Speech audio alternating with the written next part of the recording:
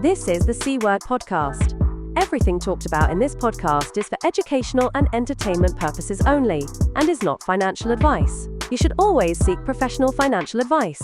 Now, onto the podcast. So do you know what? Do you know what's, about a week before this was going to happen, like today, I was thinking to myself, like, this has been a pretty quiet month so far. Ah. And then Trump... Honestly. Quiet. What rocks up with his tariffs, his wild idea about tariffs. This is not financial advice. Yeah, massively. And I have never seen market turmoil like what we saw. Like, just... chaos. Yeah. I'm not even I'm not even that old, right? But I didn't think I'd ever see something like this in my lifetime. I'm not gonna lie. Yeah, I'm really looking forward to the fourth once in a lifetime crash in our lifetime. I think I'd never seen my crypto portfolio look so small. It was just a sad state of affairs, and I'm in a lucky scenario because I sort of don't need this money. I felt really sorry for the people that like rely on this shit. They need that money. That's their, not a great idea, but it is their like end game, you know, their thing that they're banking on to sort of live the rest of their life, you know, and they put everything into crypto. And then that happens, right? Do you know what I mean? Like, what do you do in that scenario? What do you do in that scenario? A lot of these people voted for Trump. Hodl. That's all you, that's all you can do. Just get all they can do. Hodl, right? And Mr. X over here, I'd love to know what happened on your side, right? Yeah, I mean, it was a bit rough, only because I was actually on holiday in Barcelona when this all happened. So coming back and seeing my clients' portfolios down like 10-15% is beyond chaos. So yeah. How were they feeling about it? Loved it. Yeah, no one loves it, and no one actually wants to buy the dip either. I think that's interesting. I think that's what's also horrible. I wouldn't expect that. Yeah, same. Because I was wondering why. Because I was telling everyone to buy the dip. Yeah, not financial advice. Yeah. I think this is not financial advice. Some people did buy the dip, though, right? Yeah, some people did. Because Trump got everyone in a room that had bought the dip and was like, "This guy made 300 billion yesterday." I think a lot of institutions definitely bought the dip, but in terms of like private retail investors, I think it's also quite difficult, and that's because like. In wealth management, a lot of people actually think that it's super ultra high net worth individuals, and the bulk of the time it's mainly like Mrs. Miggins living in Devon who's worked her whole life accruing wealth. Yeah. She's got 600 grand in her SIP. So I don't want to buy the dip. She doesn't want to buy the dip. So yeah. You probably shouldn't say your own name if we're going to be anonymous. Oh, sorry, I'm Mr. X. Don't worry. I will edit this out. Please. It was absolute chaos. So basically, my first day. I literally just got about 40 emails, and I'm just wondering why. Next thing I know, Matt's messaging me as well, saying, what's going on? And I'm like, I don't know. I'm on a beach in Barcelona. Lo and behold, Trump's pressed the red button, tariffs galore. But it's all right. He's got a 90-day pause now, so it's cool. Well, yeah. And it's funny the thing that, Matt, you keep mentioning as well about, like, how the sequence of events... between, you know, markets crashing, the announcements, huge amounts of Ethereum or cryptocurrency being bought just before announcements happened and send it straight back up. And I do believe they call that... insider trading. Insider trading. Yeah. Although when... it's usually insider trading, but then... Trump just went on Truth Social and told everyone to buy. So now it's like outsider trading. This that is insane. Wild. Yeah, this is insane. Like, how is that? No one batted an eyelid, by the way. No. People are talking about it, but no one batted an eyelid. I think it does back up his, like, because it's difficult trying to make out that you're a man of the people while also being born a millionaire and inheriting half of Manhattan. Yeah. Like, it's a tough act, but he's pulling it off. And I think, like, giving people financial advice. This is not financial advice.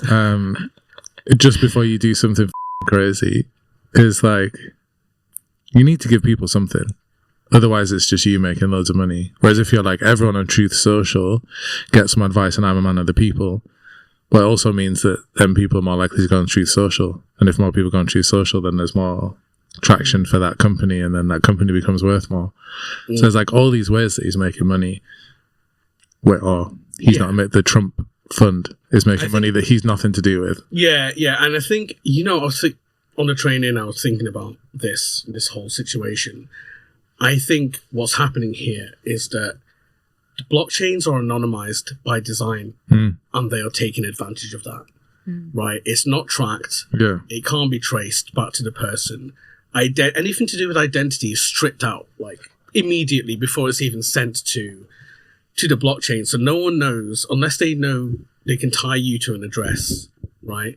No one knows who that person is. Yeah. And make no mistake, they are taking advantage of this. Yeah, but they've done the same with all of those things, right? It's like, even the sort of the rules in the Constitution of the United States, it's like, you're not really supposed to do that as a president because it was invented by 13 gentlemen slave traders. Just drop that in there. Yeah. It's like, they were gentlemen, and they had these rules where it was like, well, if you're president, then you wouldn't do this. And it's like, but I can do it.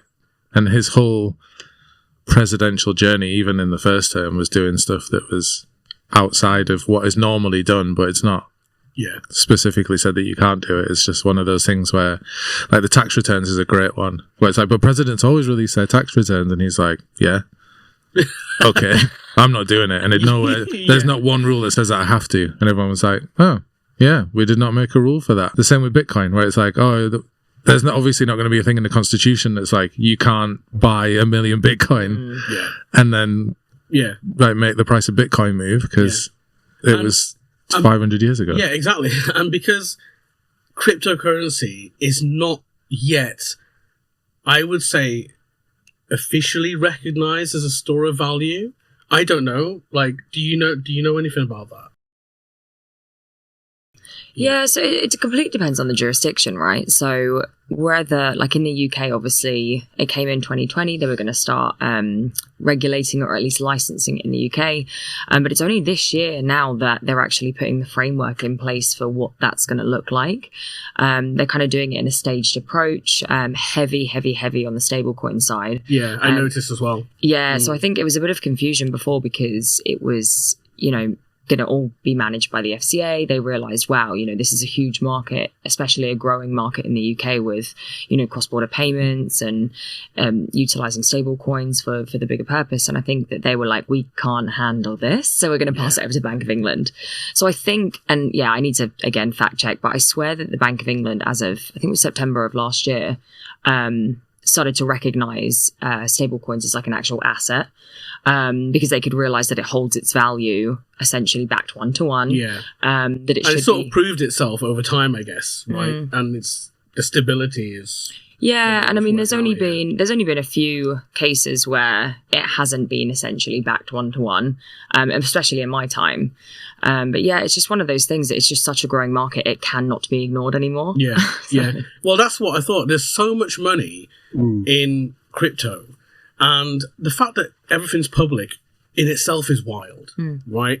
Because you can see the money moving, right? So, for example, if I go to a Uniswap and I go to the liquidity pools page, and then you see the transactions moving, and it says like 3 minutes ago this moved, 5 minutes ago this moved, 10 minutes ago this moved, and when you look at the amounts, people are moving millions in one go. They're just shifting millions around, right? Yeah. And I'm looking... Imagine getting an MEV sandwich on that. Yeah. We'll get to that later. Yeah. And I moved. Freudian. So I moved all the money that I made in that. All that money that I have, yeah. Yeah, sorry, I was just watching my own transactions go through. But when I looked at this list, just updating millions of USDC moving at the same time, I'm just like, these are people hiding their wealth. Yeah. So on that point, obviously working, like, it's such a big market right now, cross-border payments utilizing USDT as the underlying payment rail. And there are like big businesses, big corporates who are all doing this. And I know that it's in jurisdictions where they don't necessarily have the right, accounting systems in place to monitor that or actually really fully track it. So it's a huge hiding of wealth. And Yeah. but equally, I completely think that it's transforming the way that we look at traditional finance, in a sense that it's going against Swift, and it's really kind of speeding things up. The world is moving quicker because of this way of transacting. But we just don't have the right infrastructure in place to be able to track it right now. Yeah. And I think that's also why it's... By the way, infrastructure for blockchain is so hard because everything's decentralized, right? This makes everything just difficult. So many people don't know why it's hard, why data is hard. And there's this term in the space saying decentralization is hard. Being someone that's worked both on the back end and the front end and all the infrastructure systems, having to pool together data about like your portfolio is actually such a data intensive task, because if you think about a traditional bank account, you've got your record, and then you've got a list against your record that just says how much you've got, right? GBP X amount, USD X amount, right? But in the blockchain space, it doesn't work like this, right? Each token is a smart contract, and each smart contract holds the data about who owns what. If you consider the fact that you've gone from everything being in one place to first having to find out what assets like Mr. X owns, but to do that, you have to query every single token that exists just to find out how much this one person has in their portfolio. You just go through every token and see what wallet it's in. Yeah. And then you see if it's in the wallet that you want it. Yeah. The one that you're checking. And that is an incredibly data compute expensive exercise. Yeah. And that's why whatever service you come across that does blockchain data, it's costing them a lot of money. Not only is it costing them a lot of money, but it's often not really commercially viable. And a lot of these companies that offer data either go bust or their data is poor. What about the quantum chips, though, if they exist? This, good point. Like, this could speed things up for sure, but we haven't really applied the quantum chip technology to operating systems. There's one in a room and someone's using it to play with, but it's not being used for anything substantial. They're not like, they've not put it in a computer and then put it in a Mac in front of you, or put it in a server to be used. Yeah. They haven't done anything like that. It's just really just... It feels like when they first made Watson and it was just in a room that IBM could use. Yeah, exactly. That's the stage we're at with like quantum processors or stuff like that. So yeah, it's pretty wild. Like, this is why, so just coming back to what you said about like, the tooling isn't there. The tooling isn't there, and I think that's what they're struggling with. In the last episode, we talked about how actually the minds that are needed to make using crypto in shops aren't even working for the Bank of England. They're not even working for the FCA. They're not even working for like the financial institutions. They're on X having arguments. Yeah, I think it's been such a shame that like there's been so many downfalls, because I feel that when we start going on the up and where things are moving, there's some momentum in the UK and globally, something happens. Like things were looking great, and then FTX went down, all the banks went down. They then became stricter on, well, not all the banks, but some of the key ones that crypto businesses were using, Signature, Silvergate, Silicon Valley. They went down, and it just completely set the framework then for more heavier, AML checks, fraud checks. Crypto businesses then weren't being accepted. They couldn't get banking. So it's like, when things start to get going, something happens and it just slows things down again. That's what's been a massive problem, actually, is that it was the Wild West. For such a long time, it was the Wild West, and to an extent, it sort of still is. Mr. X, you were asking about like financing in crypto and how it all works and stuff. And the impression I got was, correct me if I'm wrong, but you were asking how do you basically make money out of thin air? 110%. But I think one thing I'm still failing to understand, I think this is what drew me to you guys' podcast in the first place, because you guys actually care about the tech behind crypto. A lot of people don't. They just want to make money. And I think that is actually the major disparity. Like, why it's not actually getting adoption. People don't care about the tech. Well, certainly I don't. I care about making money on the asset class, not like what's going on. But that's what people TradFi. understand. Yeah.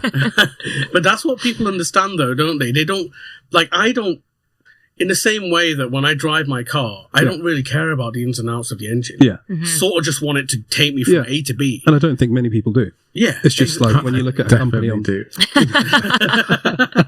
do. Yeah. Like when people buy a business on the stock market, right? They don't actually think I'm buying a business. They're thinking I'm buying Amazon for $100 a share. And that's it. They don't think, well, Amazon's actually a massive business. They're just thinking Amazon's price is $100 and I'm going to sell it at 120. Same people are thinking the exact same thing in terms of Bitcoin and crypto as a whole, I think. Yeah. But then that's why liquidity pools is interesting, because then you make your money by people trading stuff, not by buying things yourself. Yeah. It's like you're becoming the casino. This is not financial advice. So, you know, I was going to put together, I've been thinking about this for ages, and I'll probably release this as a proper long form video, but I was going to put together a video showing people how to make money. It is like the number one question I get asked by everyone. They're like, oh, how do I make money with crypto? It's still like that.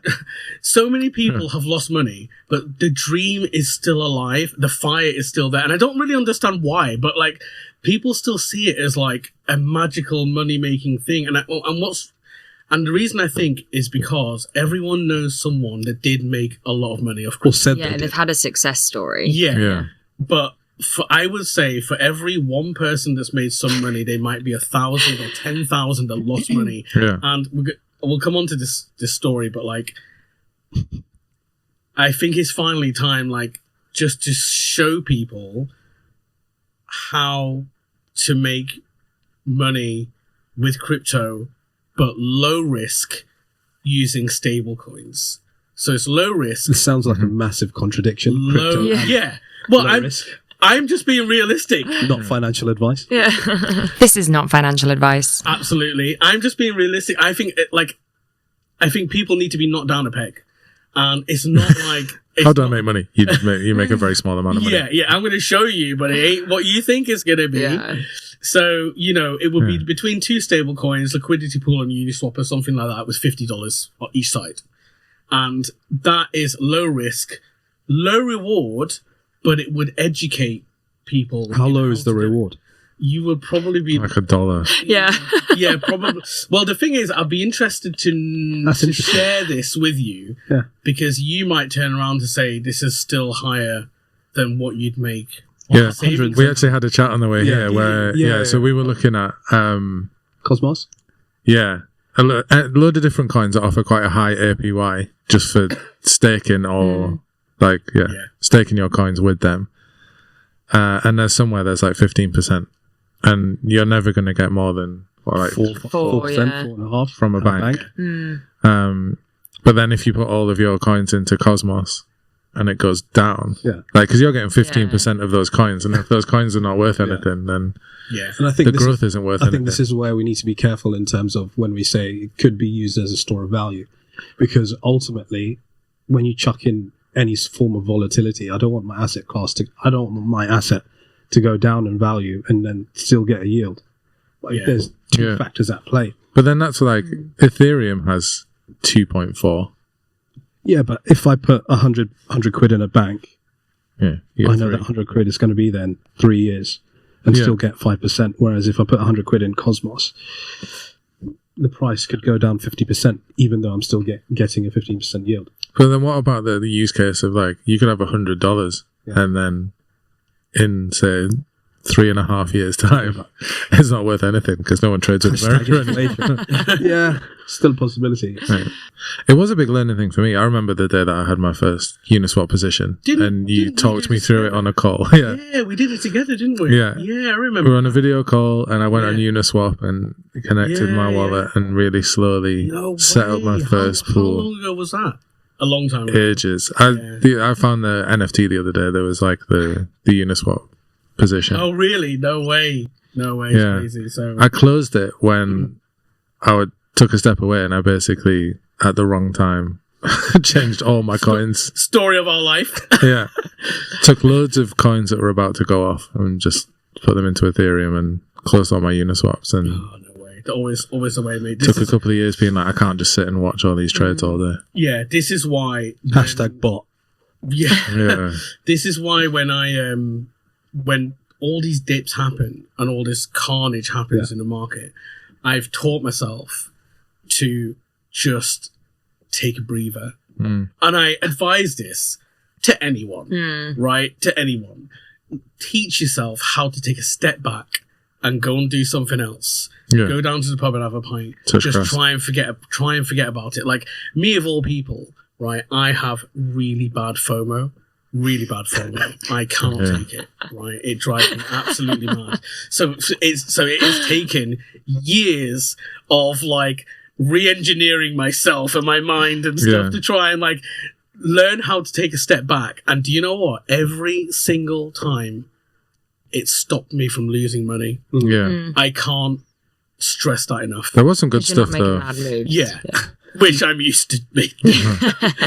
Because I had the same thing, and sometimes, like when we first started hanging out, me and Kia would just stay up all night because neither of us wanted to back down and go to bed. And it was like one night in Kia's flat in Elephant and Castle that from scratch, starting at 2 a.m. after being at the pub, we went and built a gesture control I remember. screen. It was like a touch screen that you didn't have to touch, and it worked from like a couple of millimeters away with this Minority Report screen in his It bedroom. was literally a Minority Report style screen. Like that was It like, was mad. I can't was believe we even made it work. I know, that was like 10 years ago. So basically, can you imagine this? Imagine this. These are the type of people that we are. But we were absolutely wasted. Went back to my flat. My room was effectively like what a robot factory might look like. It just had pieces of technology everywhere. There In a was bedroom drawer. this size, there was a bed in the corner, like a single bed in the corner, and the rest of it was just like a workshop. It was a workshop. It literally looked like a technology workshop from the future, like a mad scientist. Yeah. And we just put a load of together. Yeah. And we ended up Just making... grabbing bits and wiring do them you know up. what I mean? Which is wild. Hence why, in the fast forward to today, we're basically doing the same thing with technology and crypto now. Yeah. You know, and so just some more realistic hours of the day. and trying to make some money in the process, which is not going so well. This is not financial advice. Thanks. All going slowly. Yeah. Or going too slow for my liking, or too volatile for my liking as well, right? Or you just run out of money to buy the dip. Yeah, pretty That's a much. possibility. Yeah, that's a high The dip possibility. is dipping, but I have no money to buy the dip. Yeah. You know, so if I had the money, I would just be buying dips, left, right, and center, right? But, you know, you get humbled in several ways, including losing lots of money. But yeah, just coming back onto your point, by the way, of the Bank of England, how did it go from, or why did it go from the FCA to the Bank of England? Like, I don't understand why that happened. Yeah, I don't think there was too much of a thought process behind it. It was just more so who would be the best party to deal with this. And I feel that stablecoins and looking at how that's integrating in with traditional financial services falls outside of the FCA. They're there as being a regulator. Right, so they're really just there to enforce the rules. Exactly. And Whereas make up the rules. make up. Yeah, Freudian. To be fair, like this is the year that they're kind of building the framework. So it's very much based off the traditional FCA handbook based on, you know, normal payments, right? Okay. But essentially this whole framework is just being built out this year. So no one knows what it even looks like yet because it's coming out in stages, you know, quarterly. Yeah. But yeah, going back to it, I just think that, you know, the FCA recognised that if this is going to be a financial instrument, it should sit with the likes of the Bank of England as opposed to the regulator. Yeah, no, that even though makes they're sense. defining the rules around it, they just didn't think that it should have sat with them. Yeah, that makes sense because I remember going to a sort of like a mini conference and the Bank of England were there. And I sat in on their little talk that they did.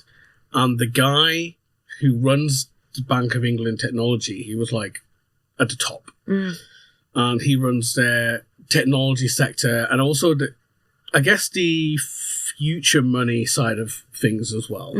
And they were testing a British stablecoin internally. Yeah, Brick- so Brickcoin. GBPT exists. Really? Yeah. It's been around for years. Not Bitcoin. Bitcoin was something else, wasn't it? Bitcoin was the first thing they talked about. GBT is Right. like just a tethered. GBPT is the No way. Yeah.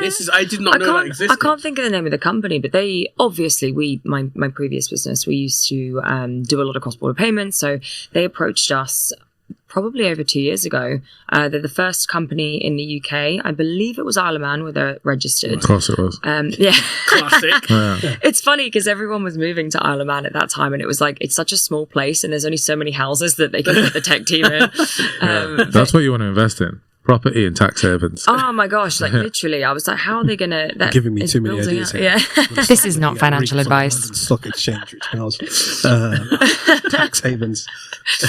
And it was like, yeah, they approached us and said, do you see much of a market for this? And we were like, no, unfortunately not, because most of our clients who are looking to these payments all want dollar. Hence why Tether, not even really USDC, but definitely Tether was our key instrument there. But yeah, GBPT exists, and it was audited by Grant Thornton, I believe, so one of the big four. Right. But yeah, That's wild. And I don't know too much about the one that you're talking about, though. Bitcoin. I wonder if Bitcoin was actually just the marketing name for whatever was underlying underneath. I don't Maybe know. it was. Like, I thought it was more of a separate, like they were just making a coin that was like a British right. government owned, Okay. like a meme coin, but for But Britain. right. Could have been. Yeah. It could have well been. Yeah, but maybe it was GBT. Yeah. So I don't remember reading about it being tethered. It might be a different one. Okay. But Yeah, it might be. yeah. Because I imagine that anything that the Bank of England has got anything to do with, they're going to want it to match the utility of the pound. But Mr. X is shaking his head. I think it's not that I'm shaking my head, but it's just I can't question to the open floor. What is the utility of having a central bank digital currency in the first place, other than to track what your subjects are spending their money on? Good point. knowing Because we how have to a tax them. pound coin Yeah. already. Hmm. My theory, and I'm just collecting my thoughts here, right? My theory is that they're maybe looking into the future here, and they're seeing the future of payments. And I think this is why when blockchain and, these coins came along, it, especially in, like I would say like highly technological countries, they didn't ban it. They didn't outlaw it. They just decided to watch what was going to happen here because they detected that this was more of an evolution of the old style money system, and there was a natural evolution of how people use payments and how they deal with finance happening, and they just sat back and watched. But then surely Satoshi's probably, I don't know if he's alive or not, turning in his grave, because it just shows that there's a disparity between blockchain and then crypto. And then the powers that be are just using blockchain and taking it into a TradFi system, which then would ultimately defeat the purpose of crypto. Thanks. I was away from this. That was the right sound effect at the right time. I was thinking though, like another reason to do it, like we talked about last week, how the biggest blockchains, when we did the top 10, Yeah. and it was like Coinbase and Base. Base Yeah. and Binance were like two of the top 10 biggest. So if you set up a coin on its own blockchain that's for a country and it's operating at that size, then you're also like collecting gas, which is effectively like Yeah. a really simple tax on transactions, which we don't currently have on pounds, right? There's no tax on sending money. So maybe they were just setting it up because it's Or is another there? way. I think maybe certain amounts you have to pay tax on transactions. No, I not that I deal with transactions anyway, Okay. but I don't think so. Okay. Yeah, so it'd be like a new way to gather money. Like if they set up and be like, oh, we're moving from the GBP to GBPT, then yeah, you just get to skim every transaction. It might be on Trump's tariff card next. Could be. What isn't? Yeah. Yeah. Yeah. What isn't? Yeah, I think I was confused about Tether. So we were talking privately about the MEV scam, and someone lost like hundreds of thousands of dollars because they were transferring from one stable US dollar coin to another. Just seems like the most pointless thing, because if they're both tethered, then like What's what the difference point? does it make? I think the only reason someone would do that is if they were looking to work with a platform that was, say, circle focused or tether focused. So Right. it's, you know, That's really interesting. yeah, I think that's the only reason Yeah. you would ever do stable to stable, right? Because, you know, Tether involved in a few things, and one of them is like, is it Truth? Or there's like a decentralized video platform, and I can't remember the name of it, but it became like very heavy alt-right when they all got banned from YouTube. Right. And it was a lot of like American right-wing truthers sharing videos on this platform, and it's managed by Tether. Not good. Interesting. Not a good look. This is not financial advice. Yeah, it was very much like that's such a long applause. Yeah, they sort of have they invest in messaging and video sharing and all these decentralized programs, but they're being used a lot by the alt-right. So maybe it was someone in America that had USDC, because Coinbase is an obvious choice if you're investing as an outsider, and then being like, oh wait, I'm actually more involved in the Trump side. Yeah, without realizing it. Or intentionally with realizing it, like knowing. Yeah. Yeah, I think it was someone who like works for Trump that was moving a load of dollars over to try and purposefully fund things like right-wing video sharing. Yeah. Yeah. This Yikes. might be a bit of a naive question, but stablecoins, are they pegged to the local currency? Yeah, so you can have, there's loads of different stable coins. It's just which ones have been audited that make them credible. So I know that they have obviously got one. We've got GBPT, which is audited, USDT, USDC. I think it's USDC's been audited. I don't believe USDT has, or is it the other way around? Well, I did some research after the last one, and it Yeah. was once, and they didn't have enough dollars. Yeah, Yeah. for USDT. Yeah. Yeah. Yeah. And then when I was reading about it, there was a thing saying that they sorted it out, but I couldn't find out how they sorted it out. So on their website, they have a transparency report, something like that. Yeah. That basically says how much, like, it looks like the majority of their treasury has now been made up with actual, like, dollar to coin, you know, binding. But there's still a portion of it that is not accounted for. But when I first saw that report many years ago, They have the certificate, though. That IOU that they wrote for themselves. I mean, like, and don't worry about the that's rest. basically the rest of it, you know. So you can go to their website and check, and there is a small percentage, I think it's like 11%, that's still unaccounted for. But I think they're trying to make up the treasury, or it's maybe getting smaller over time. Yeah. So they're doing it. But back when the first report was done, it was like 75% or something of it was just like missing. Do you know what I mean, or something like that. And they tried to say, oh yeah, well this white paper is the rest of it. You know, or something like that, you know. But check on their website, like, you know, I'm just trying to remember off the top of my head, so it might not be correct. Yeah. This You can essentially set up one anywhere as long as it's goes through those processes. Interesting. Are you getting ideas, Mr. X? I always have ideas. Yeah. Tell me about your... No rug pulling, though. No rug pulling, no. None whatsoever. just set up a tether for every currency. Right. Well, I'm surprised. Just get a load of it, like buy 1 million dong and do a Vietnamese tether.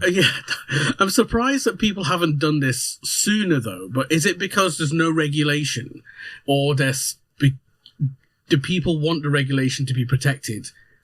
I think if you're going to go and do something like this, it needs credibility, right? So platforms aren't going to work with a non-credible stablecoin, or one that hasn't been, you know, gone through the audit process.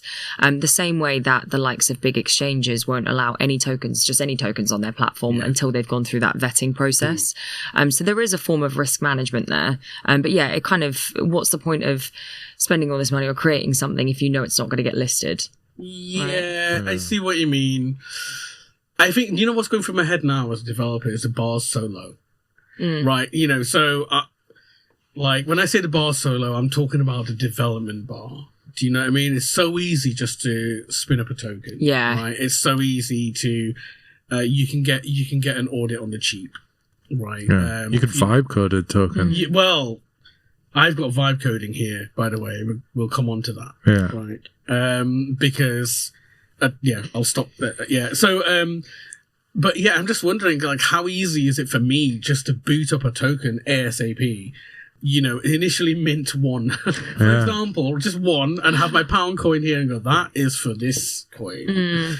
And have it audited by a mate, right? Do you know what I mean? And get some, do you know what I mean? Like, just feels like the bar's a bit low. And I think this is why when there's no regulation in place and the financial institutions don't recognize cryptocurrency as a real store of value, the public don't have the faith that maybe some might do, but I'm not sure. But I think that's where if you're wanting to, you know, invest in something and you say, oh, okay, it's on Coinbase, I must trust it, or if it's on OKX or what, you know, and I think when the exchange is more credible, you're more likely to trust it than if you go onto a platform where, you know, the entry requirements are Wild West. Exactly. So, you know, there's a huge difference there between like your institutional investors are going to want to look at those bigger platforms because it's a trusted, you know, oh, well, if they've allowed it on their platform, it must be okay. But it's still very much the Wild West on, I'd say, the 10 and under exchanges. Yeah, that's fascinating. I've still had that issue with staking. And like staking seems like really easy money, but I've never done a lot of it. Yeah. And I remember D said I wouldn't bother when we were talking about it. Oh, right, D. Yeah, he's referring that Mr. D. Big D. Wild scenes here. I don't know if he wants to be named, but no, he doesn't for sure. Yeah. But yeah, Mr. D. Mr. D. Mr. D. Yeah, staking is, just to explain, is a concept where you lock in, and actually, Mr. X, I'd love to know if there's some sort of similar mechanism that exists in TradFi. Yeah, I think it's a lot like when you put. You know, you get an ISA or a savings account, and they're like, if you promise not to take this money out for 5 years, we'll give you fixed term investment. Yeah. Yeah, it's kind of like that, right? Because you just say you're not going to take your coins out. Yeah, because so what you do is you take a ton of your coins, and it can be for any coin, and it's usually the owner of the coin or the token that is setting up this scheme. And what they say is, put X amount of your token, lock it up into a different smart contract, don't touch it for a year. Actually, the smart contract wouldn't allow you to touch it, right? For a year, and then after it's done, you can come and take it back after like a year or 2 years or 3 years. It can be 100 years. But as far as I understand, this is to prevent token price movement. It's to basically stop it from being so erratic in terms of price movement, and they will reward you for it. You put your tokens away, and when you unstake it, you'll unstake it, but they'll give you a bit of a reward on top. But would you only stake stable coins, or would you whatever the token is? Whatever the token is, whatever the token is. So, like, no, I don't think there's anything like that. The closest thing, similar to what you said, would just be fixed term. Right. Yeah. And that's not for the same reasons, though, is it? No. Yeah. So when you do a fixed term, they use that money then, don't they? They use it, don't they? And they lend it to someone else. So like your mortgage is someone else's savings. Yeah, and then that's what gets me. It's so depressing when you put it that way. Yeah. And then they get the money just for lending you somebody else's money. And then you get 1% back. Yeah. And you will be happy with that. Yeah, and they get 5% on the mortgage. Yeah. This is depressing when you when TradFi's a scam. I should probably leave the room. No. Please don't, Mr. X. We need you here for balance. Yeah. So, be rude. Thanks. You know about like this whole thing with crypto and like the thoughts and the feelings around it, right? Did I ever tell you about like the night school that I tried to set up? I love this one. Yeah. What night school? No. Yeah. Let me tell you about my night school that didn't even get off the ground. Why? Why? I'll tell you why. Because everyone hates crypto. Yeah. And deep down, there's this, you got two levels of crypto. You got this like magical bean style like effect, right? Where people are desperate to make money and they can't wait to make money. They want to make money, you know, they improve their lives or whatever, right? And then you have the reality, which is most people lost money, especially when you have these huge bull runs. Because what happens is people only invest when it's at its peak because they get massive FOMO and they don't want to lose out, and they see it on BBC News and they're like, oh my God, we need to invest in like cryptocurrency.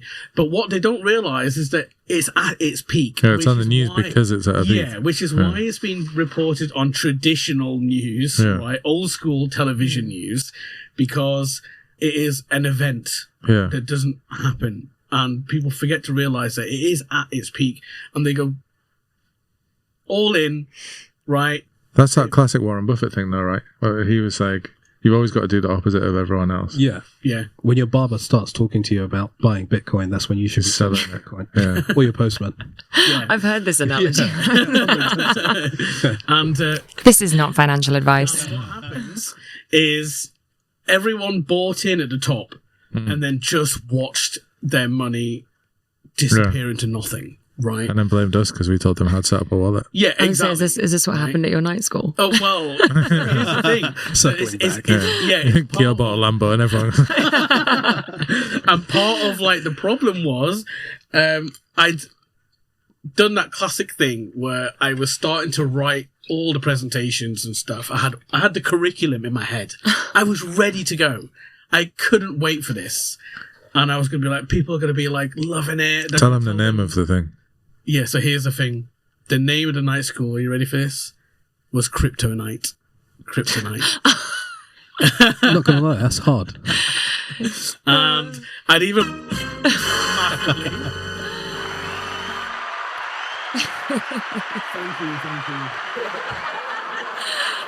So cheesy. So cheesy.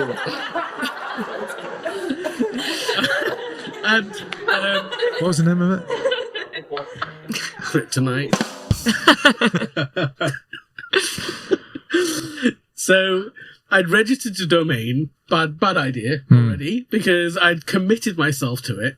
Registered domain, built the website, Amazing.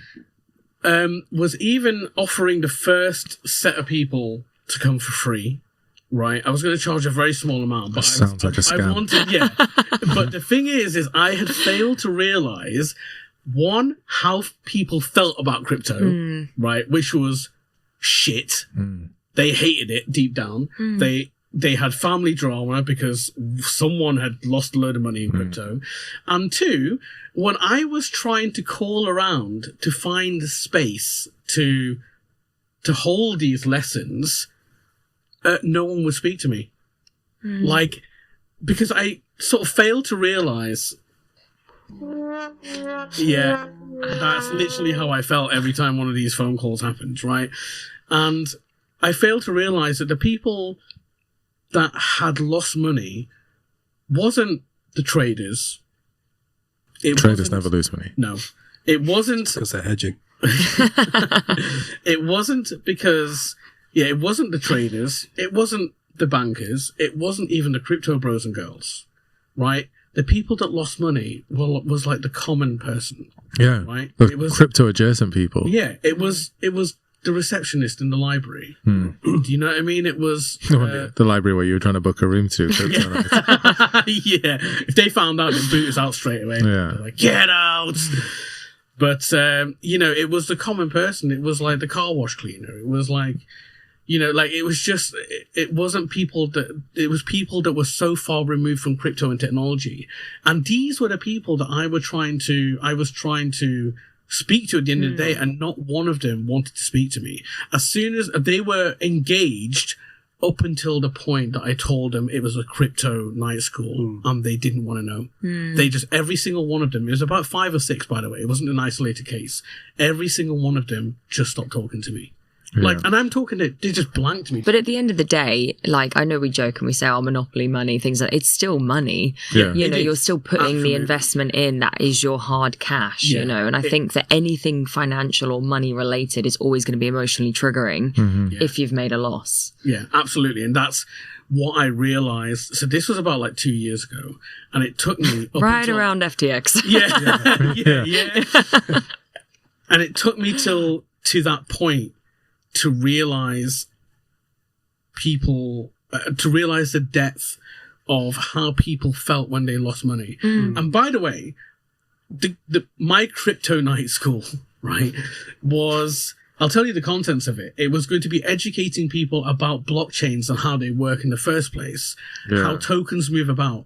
I was going to educate people how you can create your own token and letting them understand smart contracts and how actually every token or bit of logic on a blockchain is just a smart contract, and that's how it all works. To make that as a set of videos for C-word YouTube. This is the thing. Like, we can talk about that later, but like, you know, it was genuinely well-intentioned, and it was showing people how not to fall for scams. It was showing people how to, if they want to invest some money, how they can do it in a safe and controlled way. It was all well-intentioned, and that was because I myself have gone through, I've been rugged, do you know what I mean, with rug pulled, I've lost money, I've gained money, and I was just thinking, like, people, the general public need to know about this. This is why people are getting scammed, because they don't know. And the only way to learn was doing those things. Yeah, exactly. And like, you learn about rug pulls by getting rugged, and you learn about NFTs by having your whole wallet pillaged. Bro. Yeah, I think it's just tough, because going back to what you were saying before, when you know your neighbours made 100 million quid trading crypto, and then you want to be safe, controlled, earning a decent APY, you don't want that. You want to earn 100 million quid as well. And I think that's what makes it difficult. That's why online now you just find kids selling FX courses, like just being promised millions. That's all people ultimately care about at the end of the day. Does it work? Is it still a thing, the magic bean effect? 110%. That's wild. I guess that's a human nature thing, right? In your line of work, Mr. X, is this a thing? Do people rock up and be like excited, desperate to make money? I think, yeah, you definitely find clients are excited and want to make money and, you know, get market exposure. I think typically you'll find that, especially when a client is leaving one investment manager to go to another investment manager or another wealth manager. Yeah. But I think it's also the job of the advisor or the investment manager to be blunt, pipe them down as well, and, you know, actually give them, I don't want to say decent advice, but just manage expectations. But that's the right thing to do, isn't it? And I think this is what's missing with crypto. There's no expectation management. People just go in on a wing and a prayer and with like a twinkle in their eye, and they're just like, I'm going to make money. And I think the reality drop is so harsh. It's so harsh that people never forget that. People remember the bad things, but they don't remember the good things. They take the good things as granted. That's supposed to have happened to me, but they remember the bad things, because you might not remember what might have happened, but you remember how you felt at the time. Yeah. And that's with everything. So I think this is the problem that we have. This is the problem I had with my poor night school. Maybe it might reincarnate itself online. It's got to. I think we should put it as a service. 110%. It's so useful. We should do. We should make a series. On the YouTube channels. And if you want to access the videos, you have to buy the kryptonite coin. Buy the token that we're about to just do now. But I think like going on this whole, like, you know, full circle moment, you know, it really hits people hard when they see, you know, 13, 14-year-olds, like you said, putting out channels on how to trade, and, oh, I've just created my own token, and then they go and, you know, pull it. And it's just like, that's really heartbreaking for people to know. Exactly. To know how easy it is to be done in the 30s. Think, okay, got a little bit of trading experience, but then you've got the 13-year-old on YouTube showing up, you know, making thousands and thousands. I mean, do you know that absolutely... It kills me. Yeah, it kills me. It makes my heart sink when I see that. And that's like, it's a sign of like the world changing, right? It's a sign of the world changing. Like, knowledge is moving from the siloed way it used to be, where if you wanted to trade, you went to someone that could process your trades, you know? But now people are doing it themselves. Technology has allowed it to be accessed online. And it's the same with like eToro as well, right? Copy trading. Yeah, 110%. Like, the amount of advisors that are now leaving, like, the investment space, going to companies like eToro, setting up a fund and having copy traders, because as an advisor, broadly speaking, you're going to be charging 1% on AUM, right? So if you've got 100 mil assets under management, your company's charging 1%. if you're on a self-employed model, you're going to get 50% of that as revenue, right? So £1 million, you're going to earn £500,000 a year. But on eToro, you can go to eToro, try and build a £100 million client bank. Well, it's not really client, but just copy traders. Yeah. But if you have 1 million people doing you get £100, then of you're still AUM. there. Yeah. Right? So eToro is taking 2 million and they're paying you 1. That's insane. And people are just copying your trades. Yeah. That You don't have to get mechanism- any advice. There is no, portfolio management in terms of underlying clients. It's just people are copying your trades. That's insane. Yeah, that mechanism is like viral. Yeah. At its core, money plus copying the best traders. Yeah. I mean, how I can't see unless obviously you can lose money. Obviously, if you copy a bad trader, This is not financial advice. but most I don't know. Like, how well does eToro do, Mr. X? It's dependent on the underlying trader ultimately, Right, okay. because they're just eToro is just a platform. Right. It's like any sort of crypto exchange. You go there just to facilitate your trades. The ancillary services then having copy trading. Yeah, Yeah. fascinating. Yeah. Fascinating. We should set up a crypto copy trading. I think that'd be quite interesting, to be fair. That's really interesting. And it's just like buy 500 million Yeah. bitcoins before Trump pumps it. Copy that. Have some sort of Twitter bot that just you're able to just Yeah. yeah. I'll set up an MEV bot. Yeah. Yeah, We're going to explain MEV. yeah. Yeah, because I have no clue what it is. I feel like I'm not involved in the joke. I thought I did get it. So basically, when people are processing transactions on crypto, it's done like by an individual node. But if you know that you're about to do a big transaction, you can put a transaction either side of it, which, because there's a big transaction going through, it moves the price. So you can take money off it by moving the price of the coins. Yeah. And in TradFi, we'll call that illegal because it's front running. Yeah. That is exactly what it's Yeah. called. And the thing that got me was Okay. that massive one that we were talking about when it was USDT to USDC. How do you pump those? Because they're both tethered to the dollar. So I think with that, I mean, again, I'm not too sure, but price moves ever so slightly. So we're talking a few decimal places. Yeah. Here, right? yeah, It does move up and down ever so slightly, because if I look at the USDC in my portfolio, the line yeah, is moving slightly up and down, but it's generally staying at $1. But it is moving like 3 or 4 decimal points. And I Yeah. think the token decimal places for USDC and T, I think it's only 4 decimal places. Yeah, it's That- like 0.9996 normally, or like 0.9997. Yeah. Is that tradable with large size though? Because buying the dip on, SDT goes down to 97 cents. yeah. Yeah. Do people actually trade that? Like, is that a thing? No. Okay, I don't fine. think so. But then the just me. MEV is like a sandwich thing, right? So you have to put one before it and one after it. Yeah.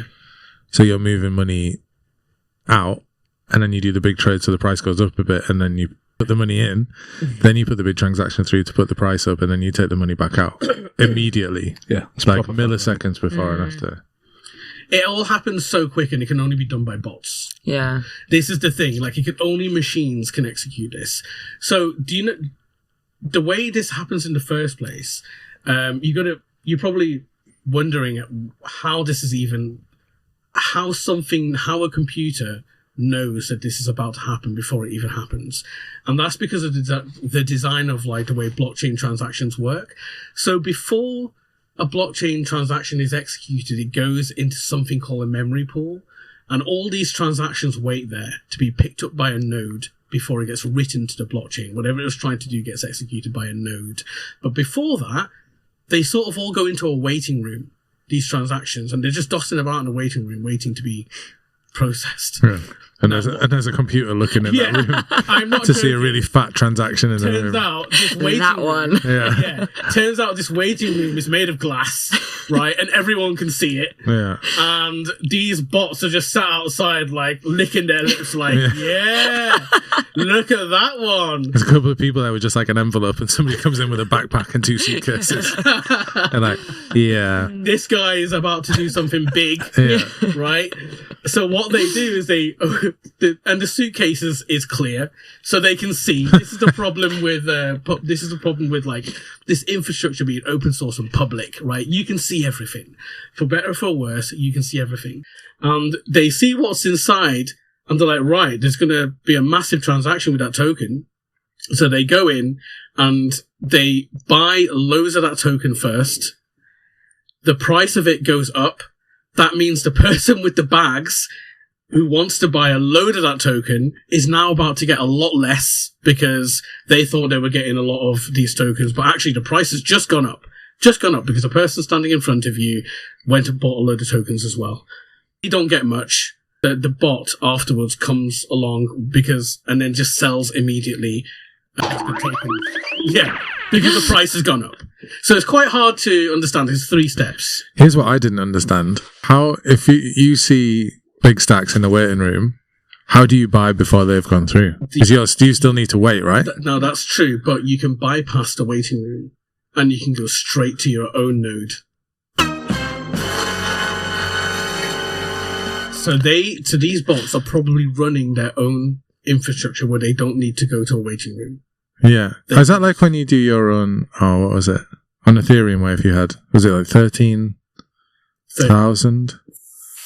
30,000? 32. 32. And yeah. You can have your own node. Run your own node, Yeah. Yeah, exactly. So that's what happens. So all you need to do is get 32 ETH. Yeah. And build a bot and you're good to go. We're making money. This is not financial advice. This definitely isn't. And basically, that's how it works. And I love it when step 1 of all these scams is like, have a shitload of money. Just be president. Yeah. Oh, yeah. What is 32 ETH now? 32 Probably not more than 32 grand at the moment. You 32 ETH. Like 40 grand. USD. 48. Yeah, 48 grand. Quick maths. Did you just work that out in your head? Of course. Yeah. Mr. X knows all the market. Yeah. Mr. X over here. We should our coin should be MRX. So that's all you need, which, to a scammer, might be a relatively small amount of money. Right? Yeah, I think if you're investing 50 grand and then what that USDT, USDC was like 200 grand on that one example. Yeah. And if you think about them doing that to everyone, because you don't just have to do it on big ones. You could do it on little ones, right? Yeah, you can, and it does happen. Yeah, you just said it for every single trade that's happening. I work for a company that runs blockchain infrastructure across several blockchains, and we have alerts set up just to say when we've been front run, when a transaction's been front run, which is, we can detect it because we see a transaction that is in our infrastructure waiting to go through, and then something happened before it. Is there like an automatic, a stop? You can't pull it. You just get a warning being like, you're about to get scammed. So if you get the warning, how do you prevent it? Due to the nature of the blockchain, once it's in the mempool, you can't really stop it. Right. There's a mechanism where you might be able to stop it, right? So I'm simplifying this now. So whenever you send a transaction, you are also sending with it a piece of information saying, Mr. Node, whoever picks this up, this is how much I'm willing to pay you. And I'll give you a bit, gas. I'll give you a little bit more if you pick up my transaction sooner, right? A little tip. Yeah, a tip. Brown envelopes under the table. Yeah, it's actually called tipping. You tip the node, and what happens is this incentivizes the nodes to be like, right, I'm going to take you first. So let's say if you submit a transaction and it's about to be, that there's something wrong with the transaction or you want to change it, you submit another transaction with a much higher tip. Effectively the same transaction, but with a much higher tip, and the nodes will take that one first. But they'll see the order come through, and they'll be like, right. Do you have to try and front run the front runner? Yeah. That's crazy, because surely then that's just a conflict of interest. It is, but what happens is when you submit transaction 1 and 2, transaction 2 has the higher tip. They will take that, but they will see that there was transaction 1 and 2 in this chain, but they were the same transaction. Can you not bulk up the orders as well? So that's like a layer views and stuff too, right?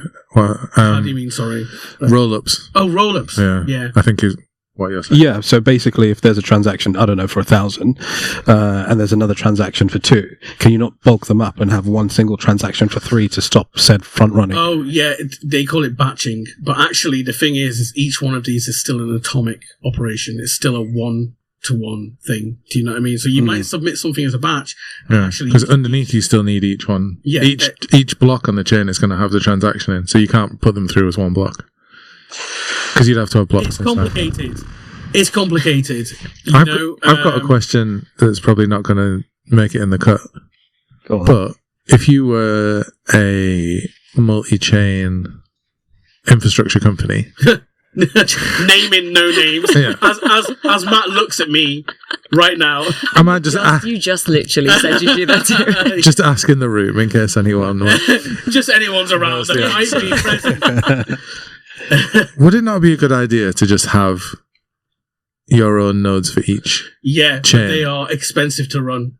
This is the problem. But it'd be so safe. It would be so safe, yes. It would be so safe. And I would imagine... New idea. Could we get back in for this? Node wallet.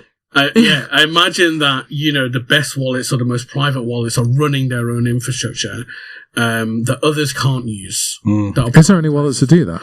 I'm sure there is. I don't know, actually. But How would you find them? I think you would have to go and do some research onto wallets that use their own... We can ask ChatGPT. Should we ask ChatGPT? Yeah, go for it. Yeah. Yeah. Because I would for sure just have... I would much rather use a wallet that couldn't be attacked. These bots that do the...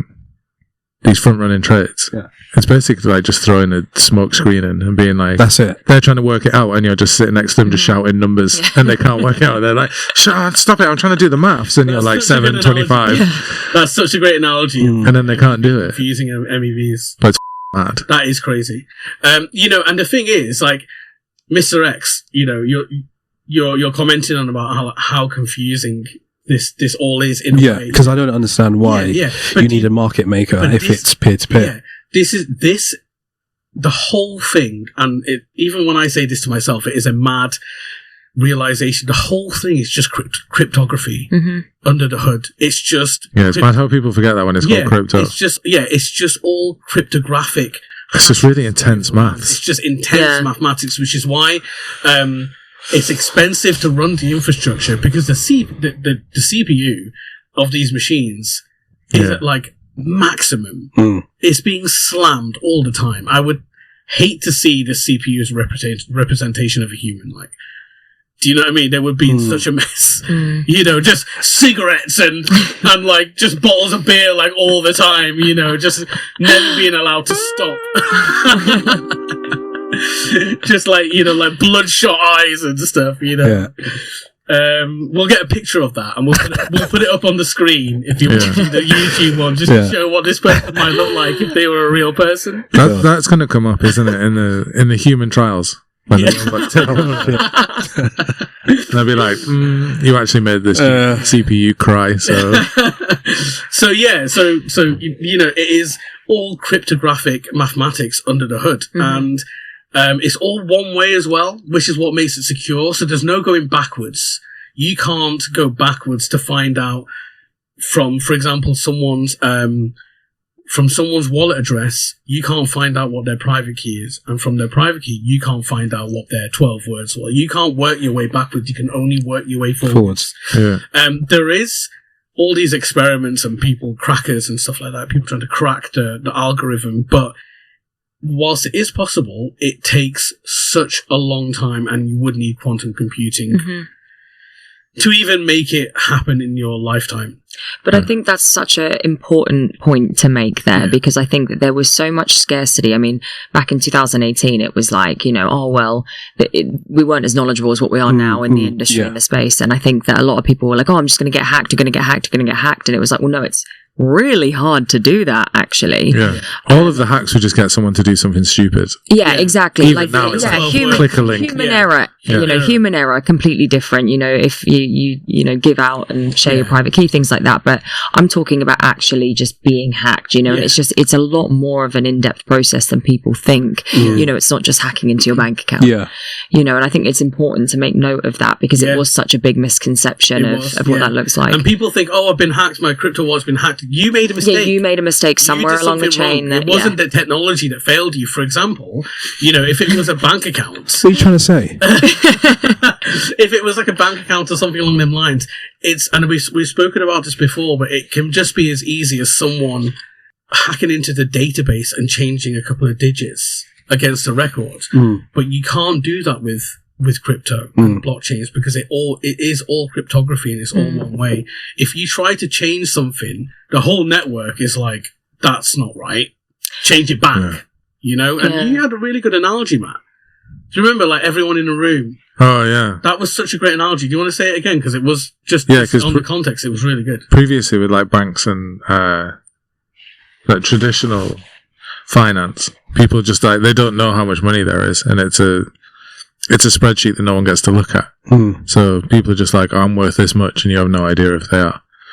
Whereas in crypto, it's like everyone's in the room and everyone knows how much money everyone has, and if someone's just like, I'm a millionaire, everyone goes, but you're not, because there's like the clear suitcase thing in the mempools. It's like everyone can see what's in the wallet.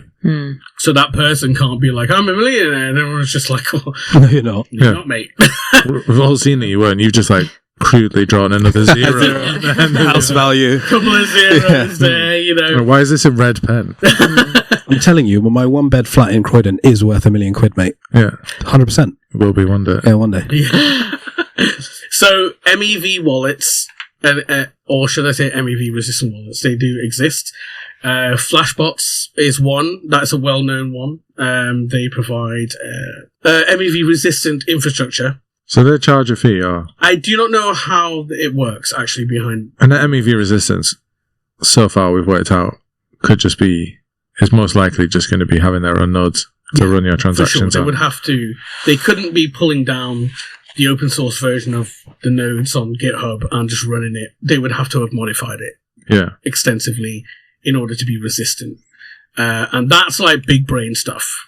Yeah. You know, to be able to. I remember that being, because when we were working on the poker website, and the math for that was really intense, and that was literally just people playing cards. So this anti-MEV stuff must be insane. Yeah, and I can understand why it's big money as well, right? Yeah. You know, but again, it's like an insurance, right? No one wants to make a simple trade of a stablecoin to a stablecoin and lose $200,000. Yeah. But even now, like, understanding all the steps, it's mental to be like, they're both worth $1, and I transferred $1 to $1, and I lost $200,000. It's crazy. How is that even a thing? And the worst part is you can't get that back, right? Because again, you cannot go backwards in cryptography. No. Right? You cannot go backwards. What was that hacker we were talking about the other week? They gave everyone their money back. Bybit, yeah. They did. And that was because they were running their business in a centralized way. They had investors that the company went and asked for the money to give them loans, because they had investment in a traditional finance way, and they just gave them money and they reimbursed everyone. But if you're some decentralized exchange with 3 people working and no investment, you just set up an exchange, like, you're done. Yeah. You're done. No one's getting their money back. So in a way, I can see how a lot of companies run their crypto operations in like a hybrid way.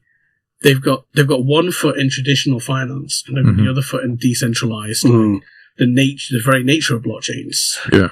Are exchanges, are they their own custodian as well? Because I want to buy one BTC on whatever exchange. Do they then have to go out and get that BTC and hold it in wherever they hold it? So there's a couple of ways. There's several ways. You know, they call it like routing. The optimal way would be if they held their own crypto, because then they don't have to pay someone else to get it. Sure. Because they fall under the same, you know, having to pay transaction fees and stuff like that. But a lot of these, your everyday exchange, if they can't find it on their own, in their own reserves, they'll go and find it somewhere else. They will look at all the other exchanges and go, have you got what BTC? For whatever it is the user wants, is trying to trade. And one of them might say, yeah, here it is.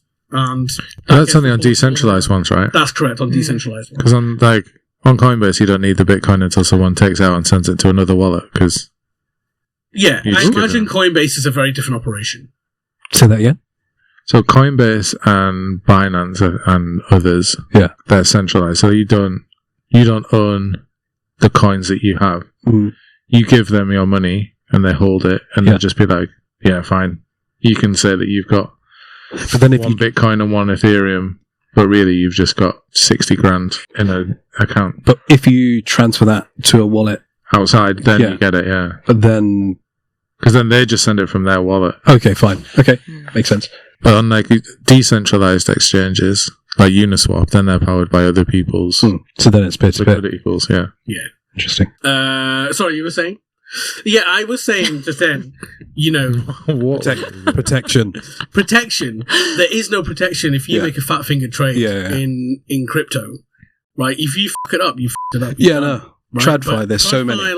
You've got you've got your dealer that picks up the order before they route it through to the market maker. They'll tell you if you added an extra zero, this was a fat finger.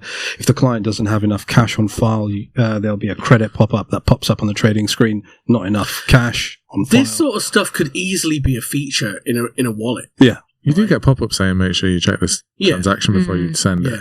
But do you know what? I recently implemented a similar feature, right? That if you are spending 50% or more of your entire wallet holdings, or was it of that particular token that you were sending, it would warn you. Do you know what was really weird? This is the thing. I implemented that feature because I understand that if you're going to build a wallet that is aimed at everyone, you've got to have a little bit of protection in there. Mm-hmm. You've got to try and look after your users a little bit, right?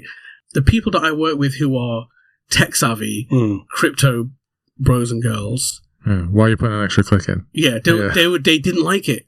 They were just like, why are you telling them that they're about to spend all their money? Do you know what I mean? And I was like, because we're looking after the users.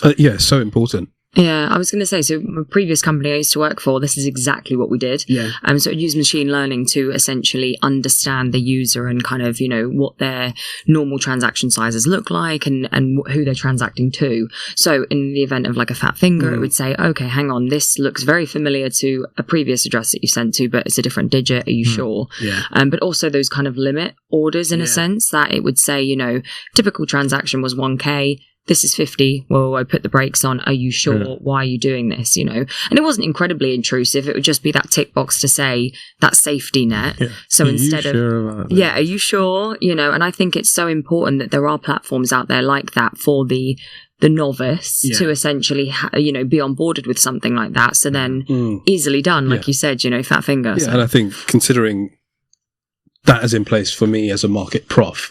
We should have something, a counterpart in crypto, 110% for retail investors or traders. You touched on machine learning there. Mm-hmm. And segue. Segue. Excellent segue. See what you did there. I did it on purpose. This is why you're here. Wow.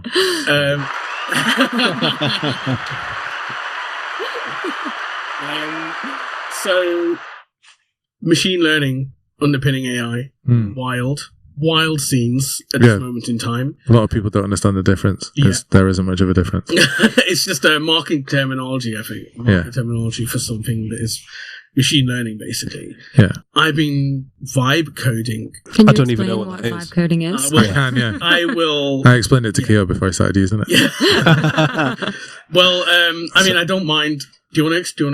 Vibe coding is where you get an LLM like ChatGPT or Claude to write code for you.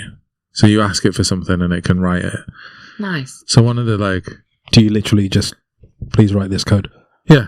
Cool. Or you can discuss what you're going to do. So one of the first things I'd done or seen happening was little games and stuff. So someone that I work with had made this game on Claude and they were like, I want to make a game and I want the way that you move around to be totally different to any other game. And then with Claude, I had a couple more steps in the prompt to that, but basically made a game where you'd use 4 buttons, and instead of the person moving, it changes the direction of gravity, and they would like fall around a map. And that game was made, and you could just play it, and it was like makes web apps really quickly. Yeah. In a matter of months, that went from like stupid to really easily being able to write whole systems. Yeah. And now there's apps for vibe coding that you can use. Yeah. So, And you can build apps in Crazy. seconds. And the weird thing was, like, you have hallucinations with AI, which is where he puts stuff in that's just like, if you ask that one way, you were like, ask Google how many rocks you should eat in a day, and it was like 3 rocks. And it was because somewhere on Reddit, someone had made a joke, and it didn't understand it was a joke, and it took it as information from the internet and started saying it. yeah.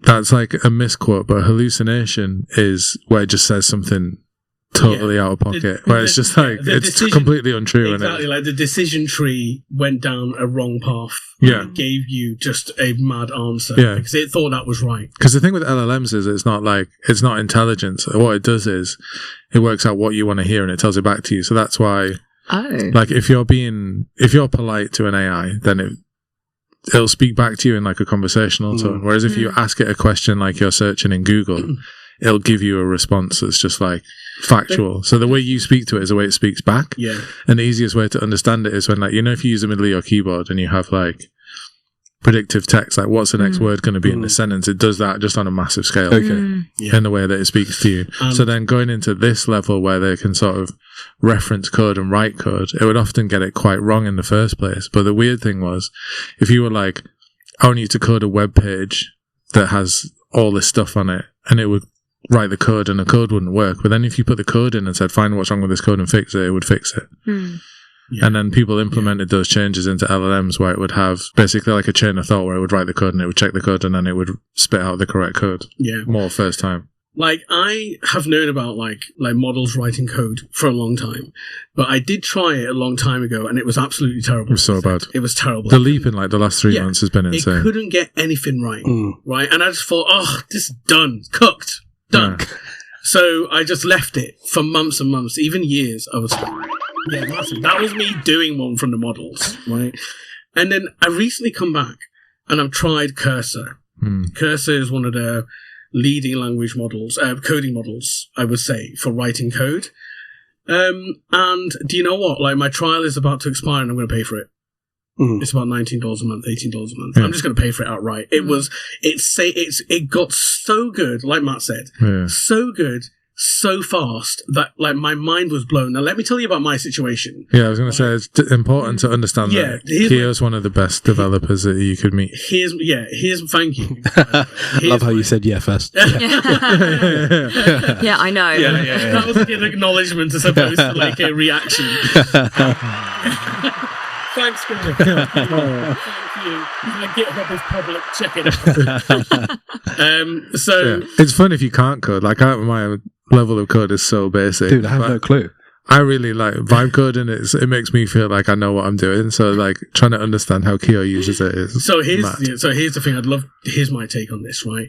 You know, Matt's point is totally valid, and it gives you superpowers where you would have to have learned a lot beforehand, which is fantastic. It's incredible altogether.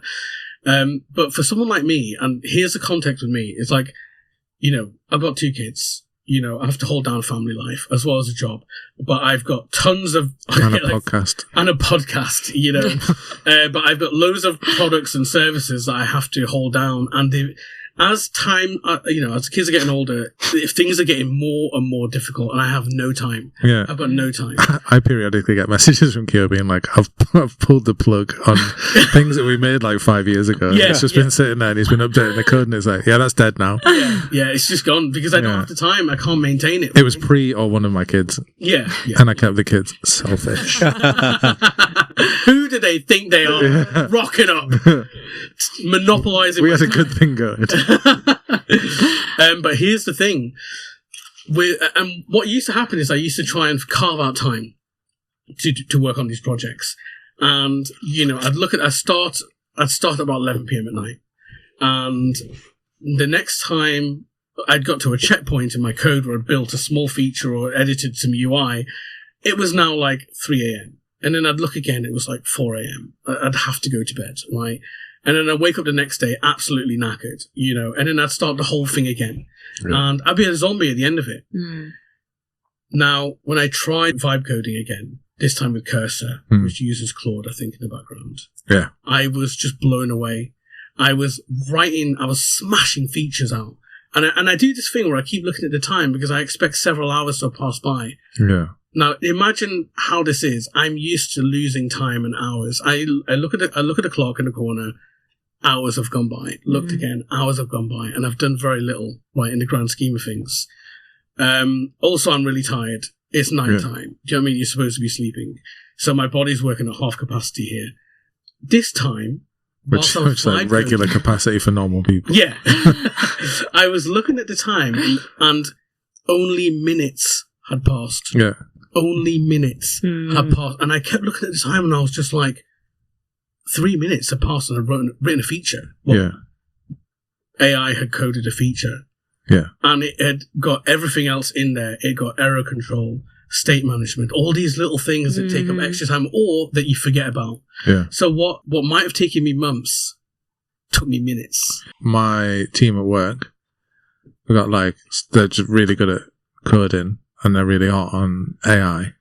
We're having a big chat about vibe coding and what it changes. Because obviously the first thing that people think is like, well, I spent ages learning to code. It's now pointless because anyone... But it's not. And I'll tell you why after you finish that. I'll tell you why it's not. But I was comparing it to if you're going to use vibe coding properly, it basically puts it in your position as if you're a CTO, a lead programmer somewhere, what you do is you tell a team of devs what you want to happen, and then they write all the code, and then you check all the code, and you change anything that's not right, and you implement it. So now, basically, vibe coding shifts anyone who could code up to that lead developer role, and any sort of lead developer gets put to CTO. So it bumps everyone up a level, and people that couldn't code, it sort of puts you in a way where you can write a load of code, but then you still have to ask it, being I don't know why this isn't working. Yeah. So it's interesting about this. So let me tell you about what my experience with someone who doesn't know how to code, right, and using vibe coding to try and build a product versus someone like me who knows how to build everything end to end using vibe coding. Let's say you take the example of building a house. You're vibe coding a house, okay? Someone who doesn't know how to build a house would come along to the prompt and they were like, this is how they would build a house. Right, let's get the roof in first.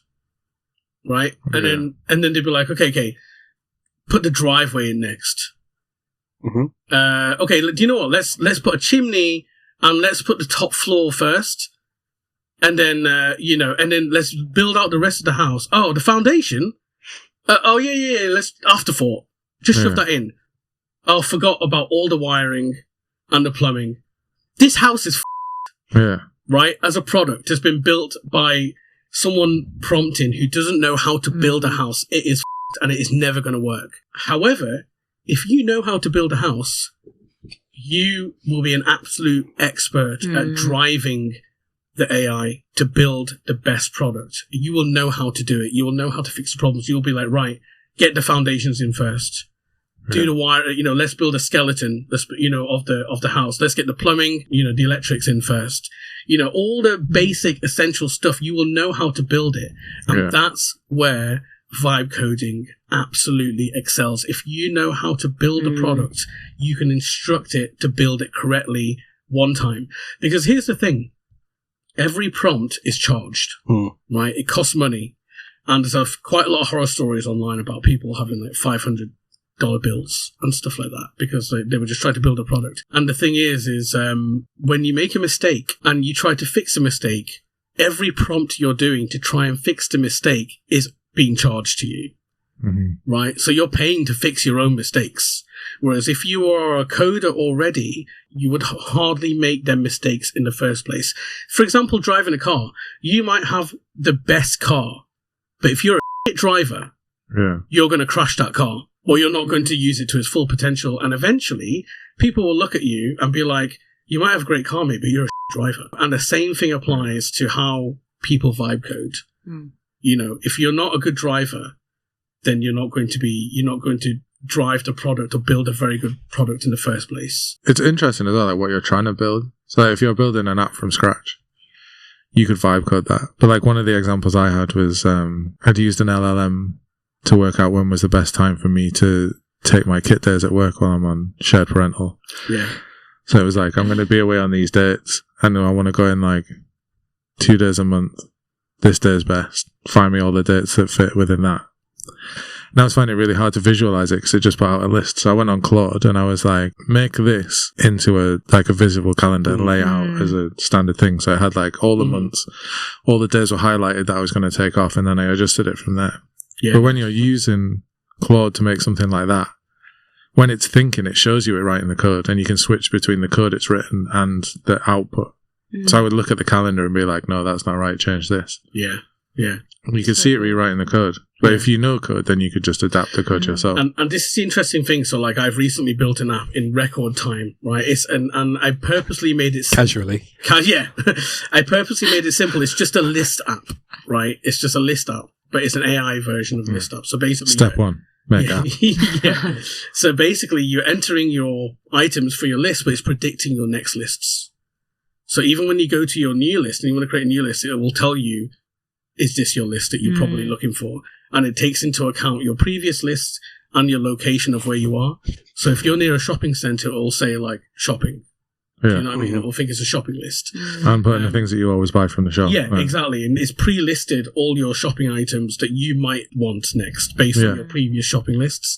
And it also categorizes everything for you. So dairy is in one section. Do you know what I mean? So, but the thing that's is, the worst bit about my shopping list. Yeah, everything's not in a You go in and you're All going the back different and forth. aisles, yeah. I just want it laid out from the door to the till. So here's the thing, like, so I coded that whole thing end to end, including the back end services and all that.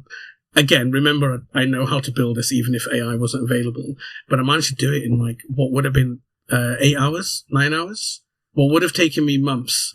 Crazy. I did it in about 8 or 9 hours. And that was just me prompting. And it's important to note as well that when it made mistakes, because I know how to code already, I was able to steer it back in the right direction, whereas someone else would have continued in the wrong direction and then had to battle to get it back into the correct direction. Yeah. So this is the pitfall of it.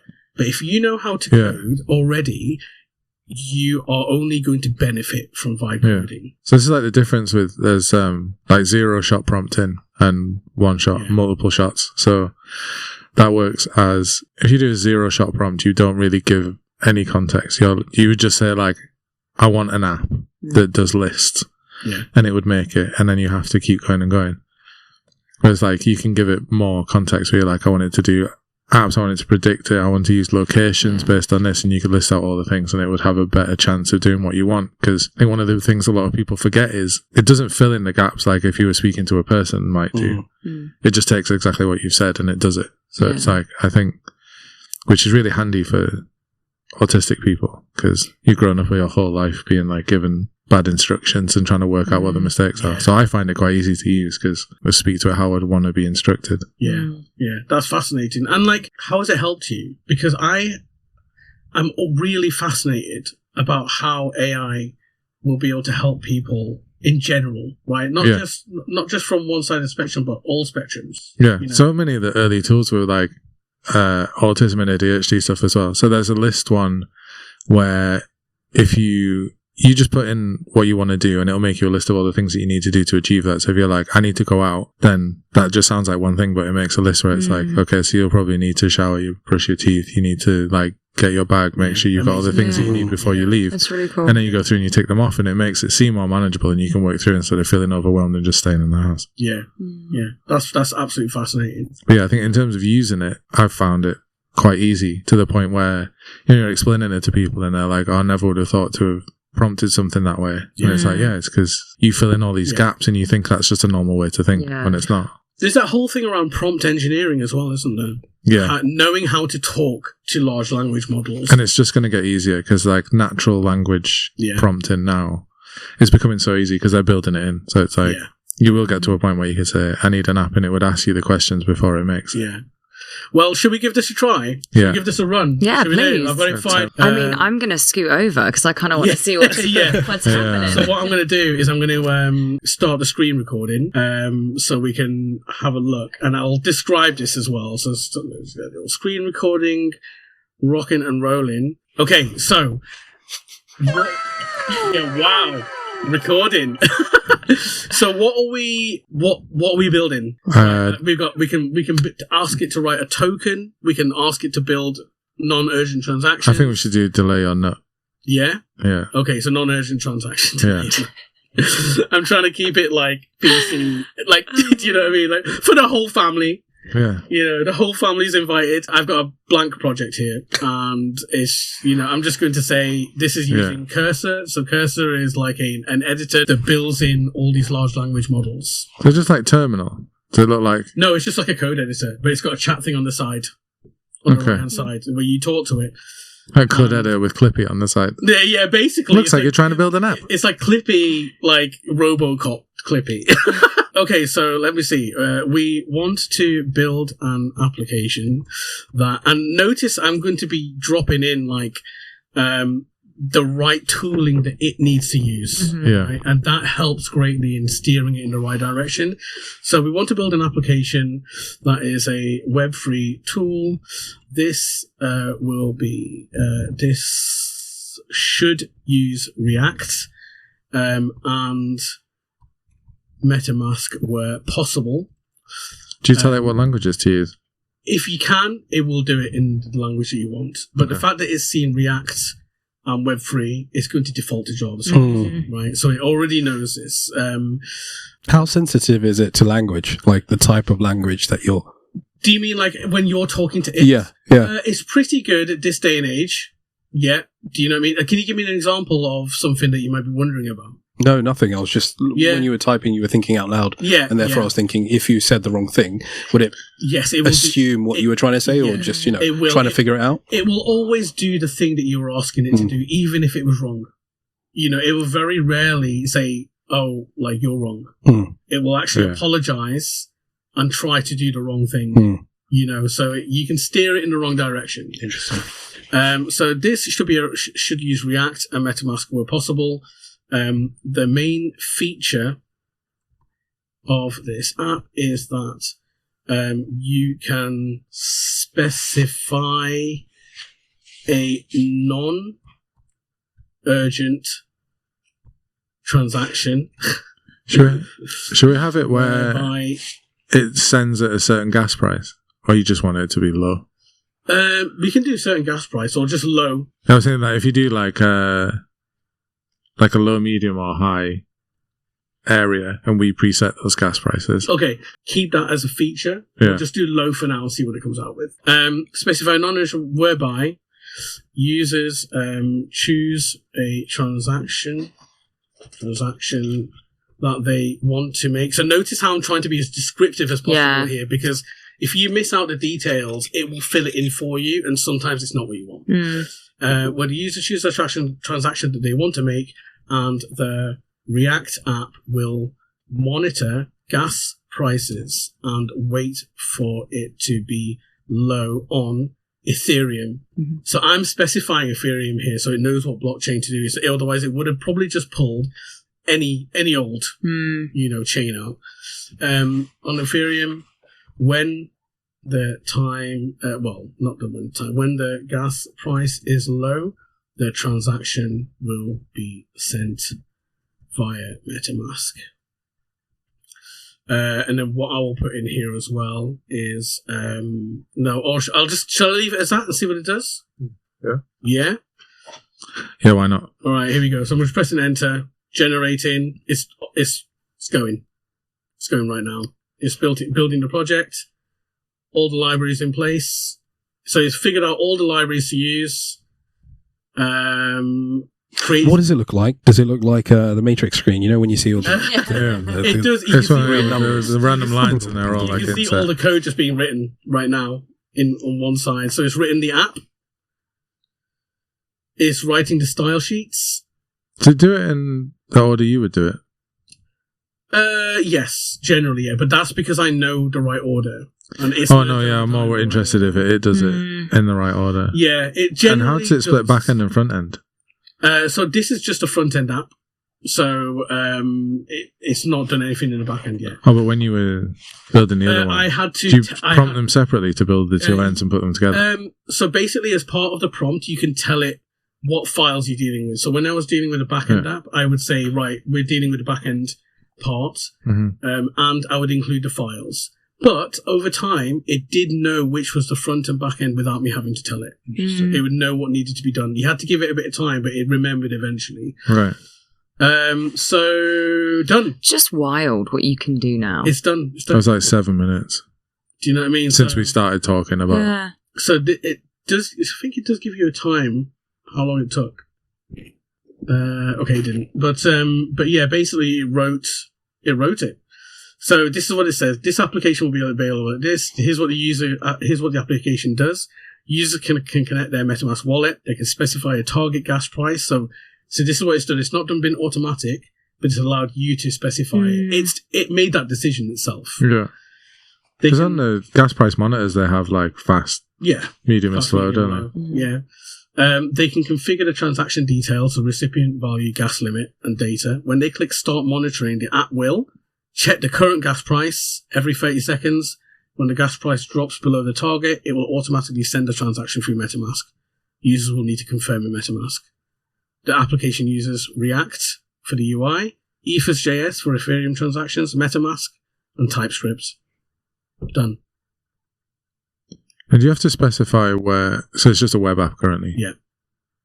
Just You have to specify how it would work for being distributed to mobile apps, like the you can App ask- Store or the Google Store. So you can ask it to package it for you. Yeah. As a web app, basically. And that when that happens, it becomes what's called a progressive web app. But here's the thing, the React application by default is already a progressive web app, so it's ready for app stores. It's already there. Okay. Yeah. So we could launch that on Google now. Yeah. Mad. You know what I mean? Obviously, there's a lot of other stuff you'd have to do before you get through the app store. Yeah. But Just for their checks and stuff. yeah, but as a technical product, That's insane. it's ready. Done already. It's insane, isn't it? So this is what we're dealing with. So basically, you've just said there's no reason why people should not be achieving their dreams because Yeah. they should just stick it on AI. Absolutely. You know, if you know how to drive AI, you will benefit the most from this, right? And I've always wondered if I can ask AI, like for example, Claude, build me a token that has built-in tokenomics to be able to make me X amount of money. And I'd love to see what it says. I've still got 11 minutes. I was just about to say, yeah, that's Should we next do time. I'll do it now, yeah. You want to Yeah. do it? Well, I might type it in, see if it comes out. So we just see what it says. Yeah. I mean, this is going to be a bit mad. If it's a flop, we can cut it. It's fine. yeah, doesn't need to go in. Call it, or should we call it Mr. X. Mr. X? It does scare me though, because like, even though how, like incredible this all is, it is very scary that, AI is going to overtake us all one day, right? Well, And we're going to feel so insignificant that, all of the university studies, all of the, building up a knowledge base with people or, your own self-research, education, it's almost like, well, that's always going to be better. yeah, it's wild. No, but like the thing you need is like critical reasoning Yeah. and understanding of being able to use it and seeing why it's wrong. Because it's not infallible. I think like there's a common quote at the minute where like AI is not going to replace people. People using AI are going to replace people not using AI. Yeah. It's the same as a tool where it's like there was a big scare when like combine harvesters came in and it was like, well, what about all the people that like dig fields? And then we developed other jobs and in a more recent one, like when Adobe and stuff came in and people were like, what about draftsmen that draw everything on a massive piece of paper with pencils and they make these designs and then suddenly we had like CAD design programs that could do all that. Yeah. And it was those same people just learned to use those programs. So now, like we'll all use to learn AI.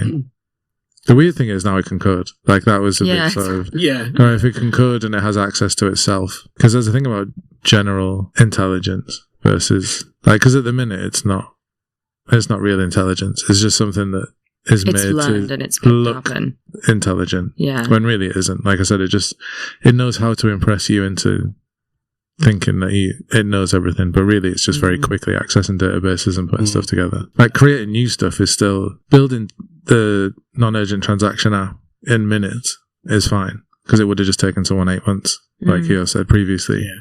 You still need the idea of Yeah. a non-urgent transaction app. So You know, and this stuff always reminds me of when like calculators first bust onto the scene, and there were teachers that were marching. There's really old pictures of teachers marching with placards saying like "ban the calculator, ban the calculator." But as humans, we adapted, and I see this as another phase that we're going through. We had machines, we had calculators. Now we have artificial intelligence, and what I think this is going to happen is, as from a human perspective, we're making space for us to evolve onto the next thing of whatever we're going to make next. Right? You know, we're clearing that capacity in our minds. We're offloading it, like we did with the calculator, like we did with machines. And it democratizes it. So now it's not just like if you want, like say 10 years ago, like pre-crypto stuff, if you wanted to make an app, then you had to have money or friends with money to pay developers to build something, and then you would build it, and then you would release it, and then you would make more money because you had the money to pay developers to build the thing you wanted. Whereas now, you could be sitting in your room and be like, I've had an idea for a thing, and vibe code it, and it's finished, and you release it. Yeah, it's more about like rewarding people for good ideas than rewarding people for having an alright idea and access to the people that can make it happen. Yeah, which I think is nice. Right, I've gone basic. Yeah. Let's just see what it says, okay? So I've got a prompt here that says, I want to make a crypto token, and I've done this in the way that someone else might just do it. Yeah. You know, who knows nothing about crypto. So I put, I want to make a crypto token that has built-in fee capturing mechanism to be able to make more money on the site. This is not financial advice. This is every 13-year-old typing into their computer. Right, let's just see what it does. I don't know how this is going to go. Bombs away. And it's like 13-year-olds typing now instead of just being like boobs. So it's going. It's done it. How does the token work? Let me just see. It will summarize it, but it's written the code for Mr. X token. And I'm looking at you, Mr. X. I'm ready to launch. Yeah, send it to the moon. I can't wait. I know a couple 13-year-olds that will sell this online. So it's done it. That was it. It's done. Correct. Right. So it just said, I'm going to create a new Solidity smart contract for your token. And this is what it said. I'll help you create a crypto token with a built-in fee mechanism. This is a common pattern with DeFi tokens, with a percentage of each transaction captured as a fee.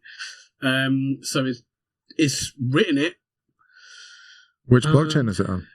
I guess we could deploy it on any blockchain that supports smart contracts. So it could be basically whatever, you know. So let me explain the key features. Fee mechanism: the tokens automatically take a fee, 2% fee on every transaction. Security: it's got all the things that are security in place. Open Zeppelin libraries, ownable.